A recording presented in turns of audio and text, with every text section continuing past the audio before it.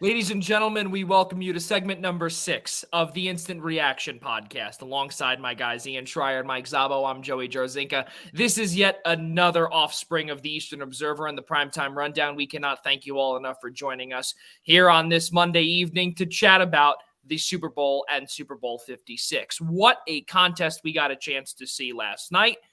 The Rams won 23-20, and of course, Ian Schraier lost in the Eastern Observer pool. What a disgrace he is to our side of things. But all joking aside, though, with the Super Bowl, fellas, it was it was pretty fast, and we got a chance to see Cooper Kupp do a couple of things. Odell Beckham Jr., of course, before he blew out his ACL. And then we got a chance to see the defensive game really come into play, Ian Schraier. For all of the defensive lovers, they must have loved all of the sacks that they got to see later in the game. Yeah, well, first and foremost, let me congratulate John DeCani of the Essential Wrestling Podcast on his individual championship win. It took all of 22 games for us to decide a winner, but I will be coming for that title next year, that's for sure. But as far as Joey goes with the word disgrace, I mean, I think my back is going to need a lot of Advil after this past season for Joey and Szabo. I would have DeLuca to back me up here, but he's not with us today. What a game. Just someone asked me what my thoughts on the game was going in and who I wanted to win, and I was going to be happy with either quarterback, to be honest with you. I loved this Super Bowl coming in. I love the fact that it wasn't about Mahomes versus Rodgers or Brady or any of the superstar quarterbacks. Like, you had one quarterback who spent 12 years of his career in Detroit trying to fight to be significant. And now all of a sudden he's in the limelight and he's a slow start and started showing out more, beat the quarterback that we all knew he could be in the postseason against a second-year quarterback who was coming off a season-ending injury. Would he recover? And he led his team to the Super Bowl with no offensive line. This was just a lot of fun to watch, a great result, and just overall, I know they're not talking about it on the airwaves as much, just because I don't think as I said before, I don't think that the Super Bowl had the same firepower that a lot of people wanted it to, because it didn't have all the names you were hoping for. But overall, just a fun game to watch and a great game to see. Not only it didn't have all the it didn't have all the names. You know who it didn't have? It didn't have Tom Brady. It did not have Patrick Mahomes. The last two Super Bowls, Patrick Mahomes was there. Right. We got a chance to see, obviously, Tom Brady.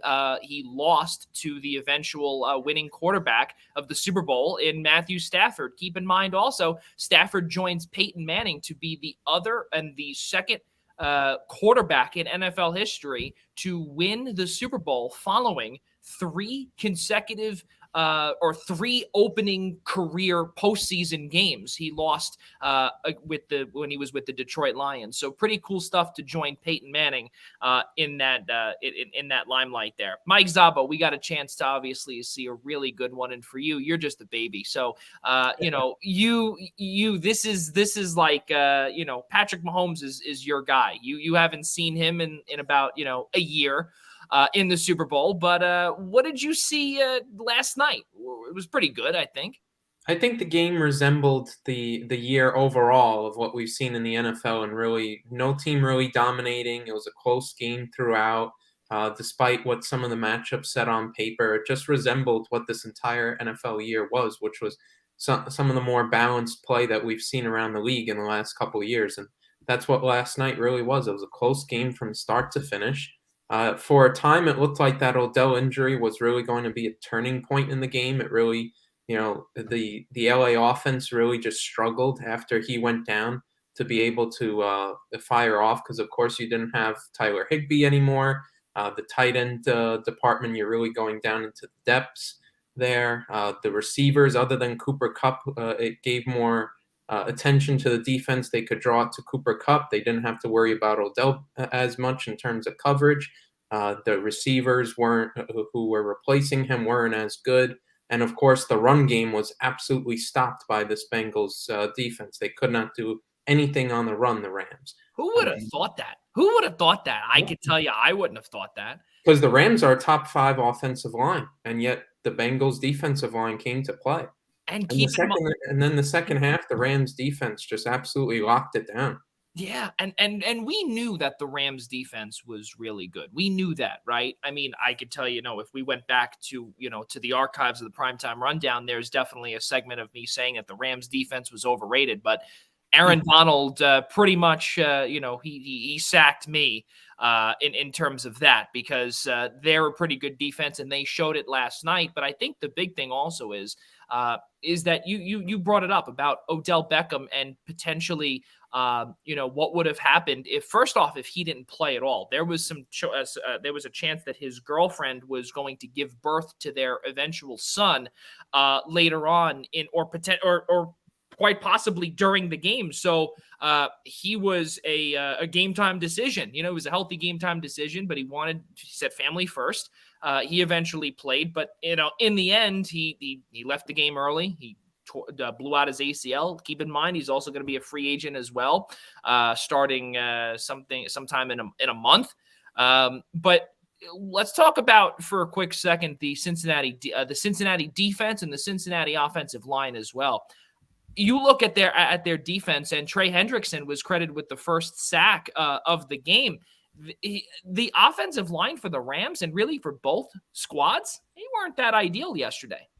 No, absolutely not. I mean, it was the defense. The defenses of both teams really came to play, and especially that latter part of the second quarter into most of the third. It was really a huge defensive battle after the game really started out fast. And the big thing was really in this game, the Cincinnati offense really couldn't capitalize on what the Bengals defense was able to do in terms of holding the Rams, holding that offense at bay, and holding off Cooper Kupp.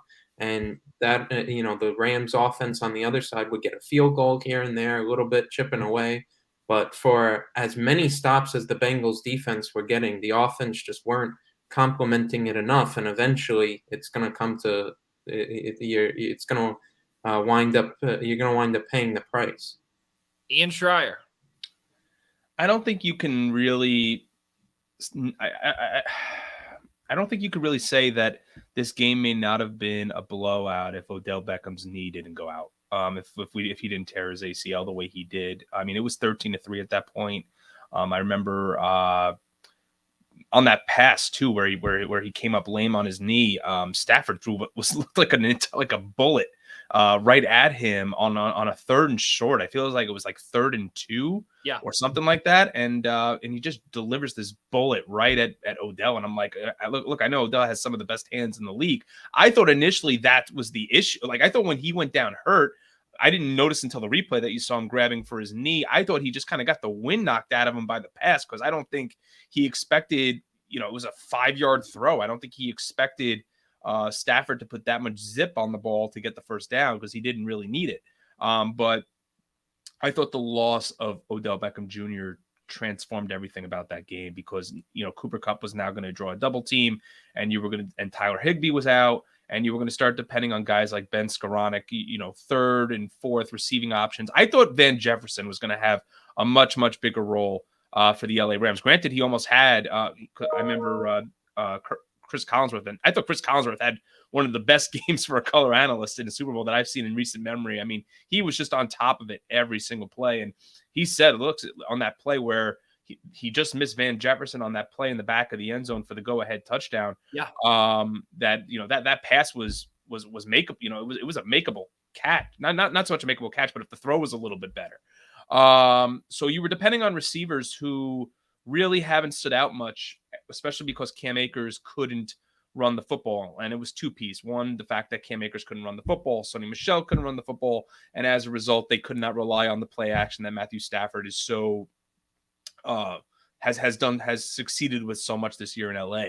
And then the second part about it is just his lack of depth with receivers. But I felt that when the game came down to the closing minutes and Matthew Stafford was getting that ball with over 2 minutes remaining and had to go down the field and win his team the game. I mean, we say this is why Matthew Stafford was brought to LA, and why, he wasn't brought there to get them to the Super Bowl. The Rams have been to the Super Bowl.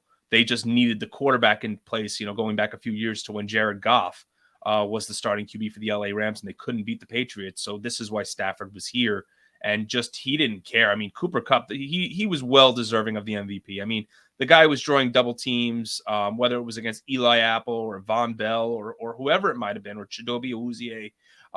He just found ways to create separation, pick up chunk yards, play after play after play. And Stafford just continues to make good throw after good throw. And I think that was the piece of it to me is to Szabo's point. Yeah, like there weren't like nothing about the other receivers after Odell went down wasn't, awe-inspiring. But I think this game, I think we're talking blowout, and not to really throw shade at the type of performance Joe Burrow had, because I thought Joe Burrow had for his first Super Bowl appearance ever, really played well.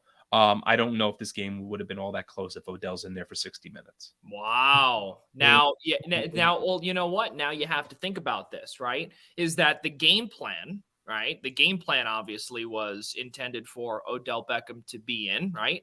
Yeah. What if he was out all 60 minutes? That's a good question. I think the Bengals probably win the football game. I really do. It's because I mean, think about it, Joey. I mean, the first touchdown of the game, that beautiful throw on that fade to Odell, and I mean, we've seen Odell make catches like that before. I just think Odell has been.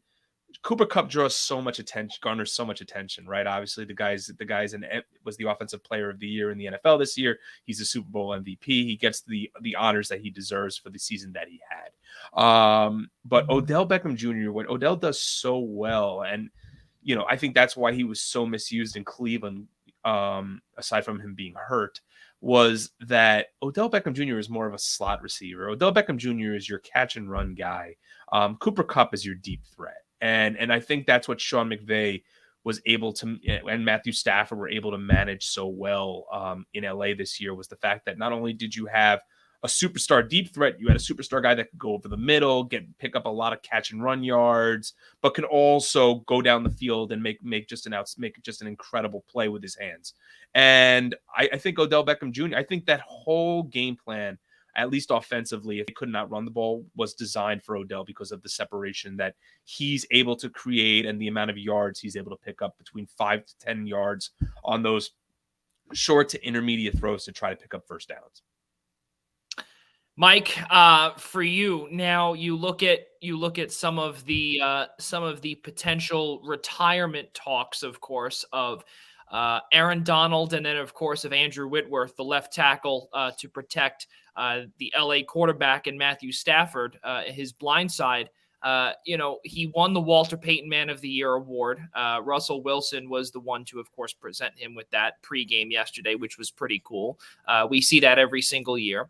And of course, now, they talk about Aaron Donald. There was a report about him potentially retiring after he won the Super Bowl. He came out and completely disputed that and said that is completely false. He never said that, so he'll be back.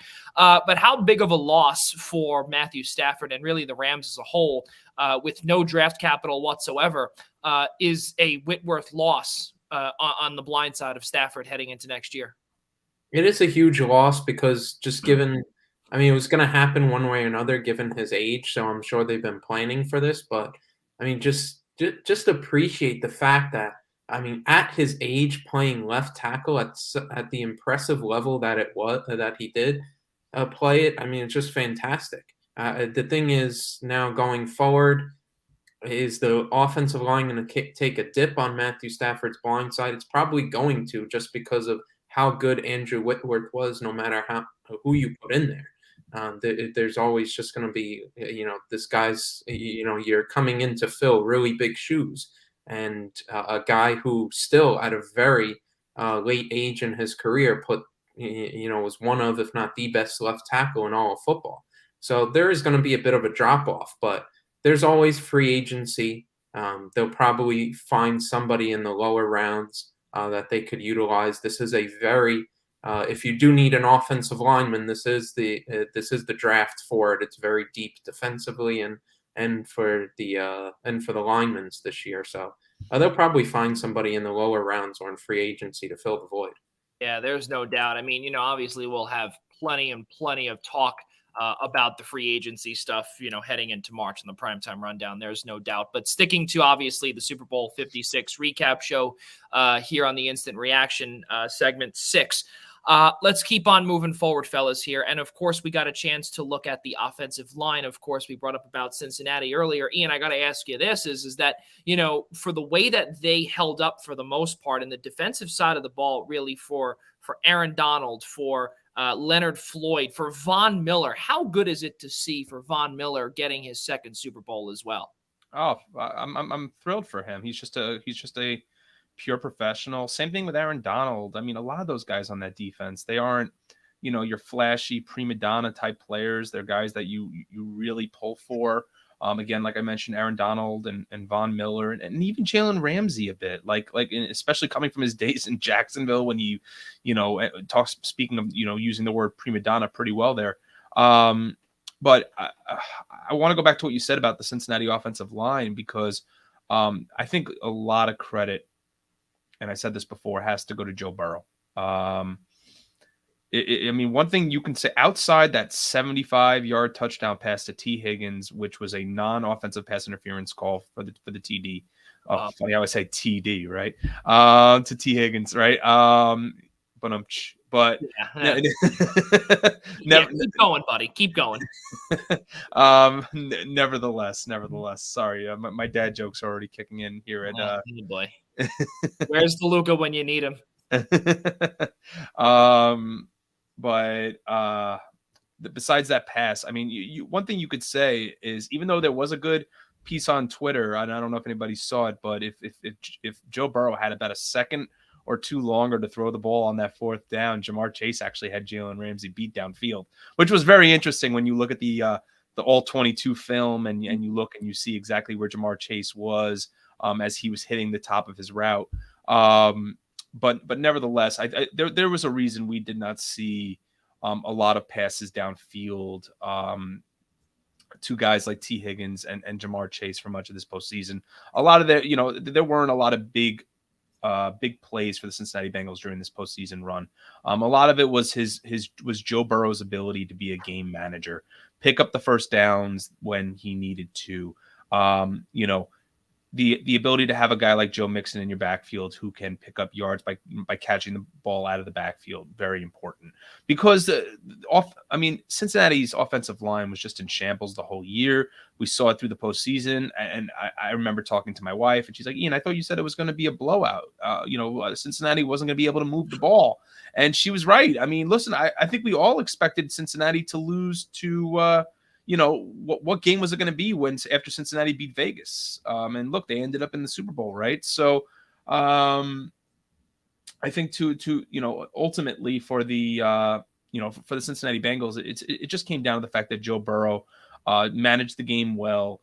He was able to get rid of the ball quickly, and it really turned out. I mean, even though it ultimately decided in the Super Bowl, the big part of why they were in the Super Bowl in the first place was because Joe Burrow was able to overcome a porous O-line.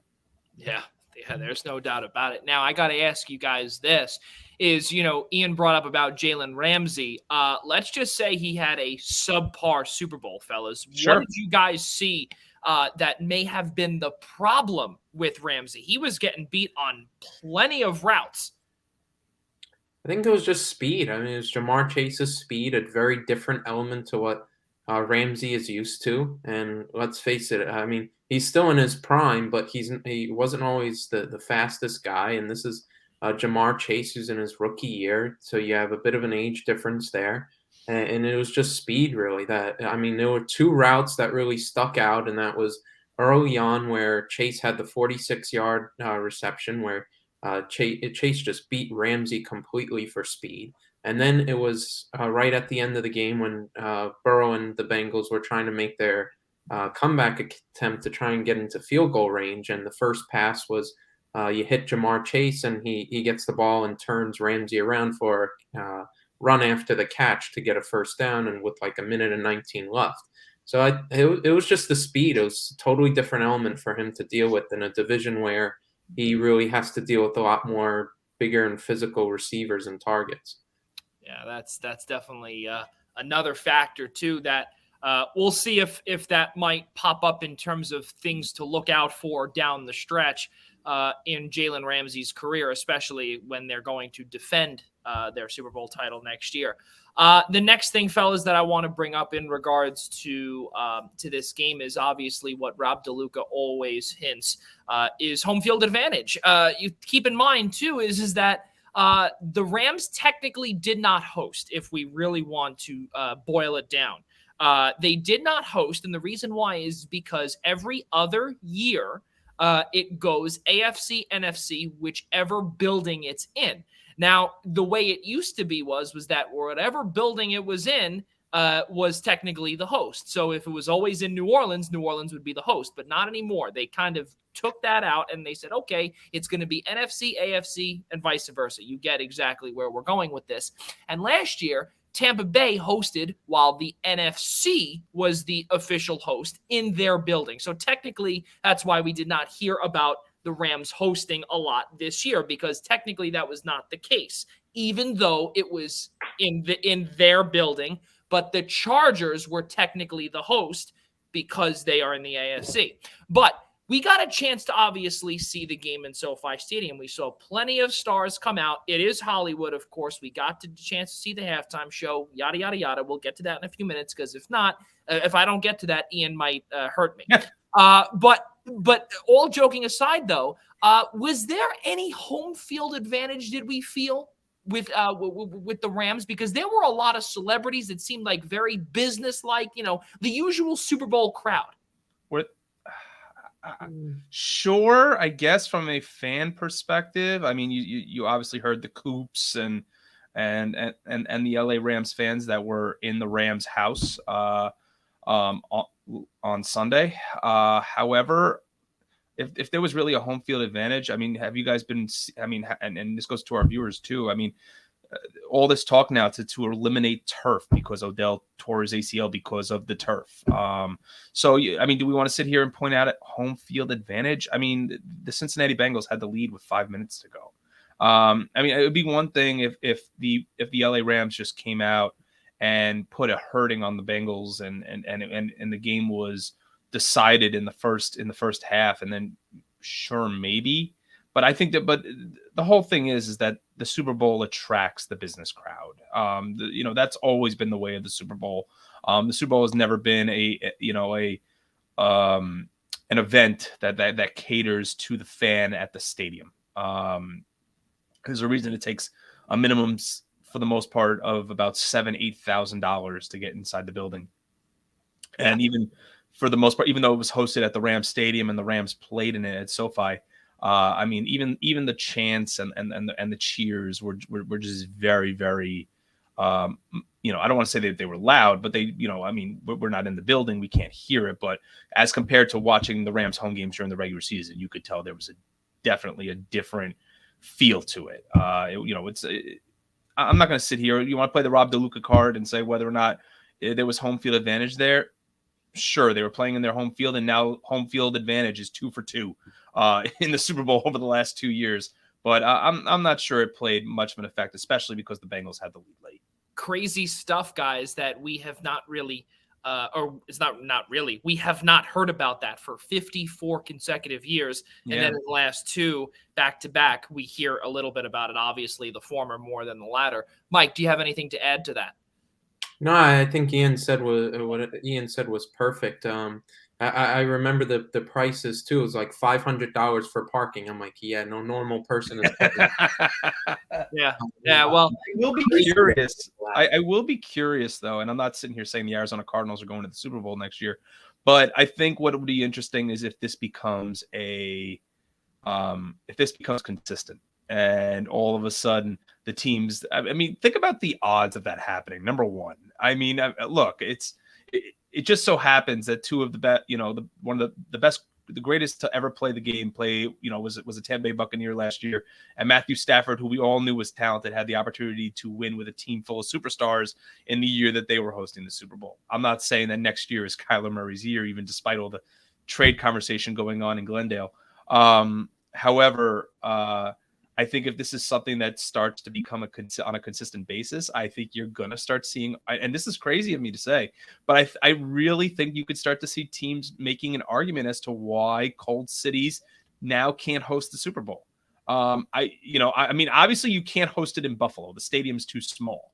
But like, I think you could make the argument that cities that are cold weather cities need to be potentially given that opportunity to play on their home field. And I'm not trying to sit here and say, hey, you know what, we won't have it now for 10 years for that to happen. But I'm just saying that if that were to happen, I think it's going to raise more eyebrows, because teams are not going to be like, all right, the last two teams have won on their home field. Say, for example, the Bills play the Cardinals next year in the Super Bowl and Arizona wins. There's going to be some sour grapes starting. I mean, again, this is all speculative anyway, but I think it's something to consider 365 days from now if we're talking this same conversation.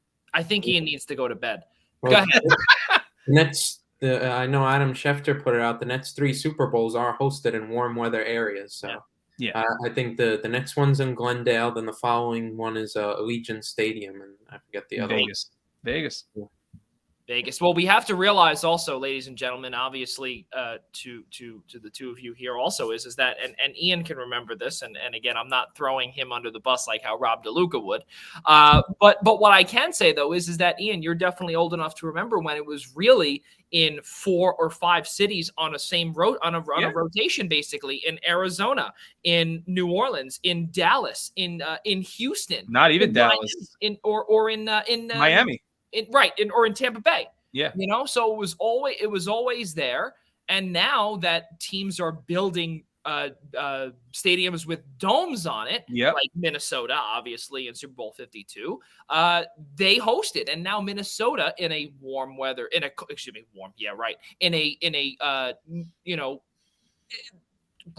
I can't even figure out a synonym for cold. Frigid. Frigid. There you go. You see, great minds think alike. A frigid city like Minnesota. Now they're hosting it too, but that's probably as furthest north, aside from Detroit, of course. That's another one, but I don't know if they're Detroit's hosted. Absolutely. Yeah, Detroit has hosted 2005, I believe. Yeah, that was the Bill Cowher year. Yes. Yeah. So we're gonna end off with this, ladies and gentlemen, the halftime show. To me, I thought it was pretty. I thought it was pretty good. I didn't think it was the greatest thing, but I thought it was pretty good. I know Ian Schreier, he loved it. He was drooling all over it. I thought it was one of the best of all time, and you can go back a ways, can you? And I say this because, well, no. I'm sorry. I'm sorry. I'm talking to 2 guys who aren't old enough to drink yet. Forgot about that. Szabo, you 21 yet? Yes, I am. Okay. For me, it took it back to my middle school years. I mean, the reason why I thought this Super Bowl halftime show really hit the nail on the head was because they finally paid homage to the city where these acts were founded, where these musicians were founded. I mean, they were all part of the same label, Death Row Records. Snoop, Dre, Mary J. I mean, all of them were all, with Suge Knight and Death Row, the old East Coast versus West Coast. When you had, on the West Coast, you also had Tupac and then on the East Coast, you had Biggie and Diddy. And again, I'm showing my age here a little bit, but I thought, to me, I don't think any Super Bowl will ever stand out as much as the one post 9/11. The U2 performance, where they had composed the song for the victims and had the list, had the banner hang down at the stadium, and I believe it was at the New Orleans Superdome, if I'm not mistaken, and had the banner hang down and the names of all those that were lost on 9/11 and Bono and all of U2. To me, it's still probably the greatest Super Bowl halftime show ever. But you know what? I will give credit for one thing, just to jump off the topic here. Best national anthem in the history of the Super Bowl. Like 1:40. That was fantastic, if I don't mind saying so myself. But nevertheless, no. Whitney Houston. I mean, nothing will ever beat Whitney. Listen, nothing will ever beat Whitney. And hey, listen, you just said 1:40. The best. Well, one. No, just because it's nice to not hear rewind this, Mike. Okay, it's nice to hear a national anthem not milked out, which is nice. It's nice. Oh. Like let's not forget the fact that it's 2 teams playing football and it's not just about the person singing in the microphone for 3 minutes. Nevertheless, let me tell you something. I think Whitney right now is flipping in her grave listening to this. Good job. Oh, it's the greatest national anthem ever, Whitney Houston's. Are we really going to have this conversation? Nevertheless. Go ahead. It's just not. Listen, the Super Bowl ended at like 10 o'clock. When was the last time that's ever happened? Well, you got to bed early, so that's good, right? Yeah, I mean, for people like me who are 55 years old, it's wonderful. I It's know. great. I mean, I know. The greatest fucking 55-year-olds. Unbelievable. Me with my AARP card, I wanted to get to bed, go to Denny's and get my pancakes. Good That's where I Lord. wanted to be. Good But- Lord.